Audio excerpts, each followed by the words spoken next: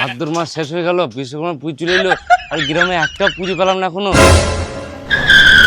আরে ঠাকুর মশাই, বলছি আমার বাড়িতে বিশ্বকর্মা পুজো করবো, তা পুজোটা করে দিয়ে আসবেন। আচ্ছা বা ঠিক আছে, করে দিয়ে আসবো। আরে বলছিলাম কি কি জোগাড় করতে হবে সেটা তো বলে দিলেন না। আরে বেশি কিছু লাগবে না রে, 50 কেজি চাল, 5 কিলো করে 5 রকম ফল, আর 5 কেজি মিষ্টি, 5 কেজি দই, আর 5,000 টাকার দক্ষিণা, তাহলেই হবে।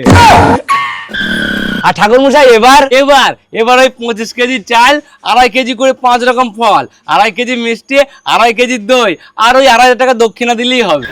আর ঠাকুর মশাই এবার এবার এবার ওই 12 কিলো চাল, 1 কিলো করে 5 রকম ফল, 1 কিলো মিষ্টি, 1 কিলো দই, আর ওই 1,000 টাকা দক্ষিণা দিলেই হবে।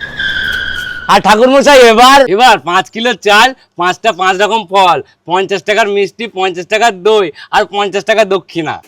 আর ঠাকুর মশাই এবার আরে ভিখারি, তুই বাড়ি চলে যা, আমি এমনি পুজো করে দিয়ে আসবো। কালাহার কিপ্টির বাচ্চা, আমার বিশ্বকর্মা পুজো করবে।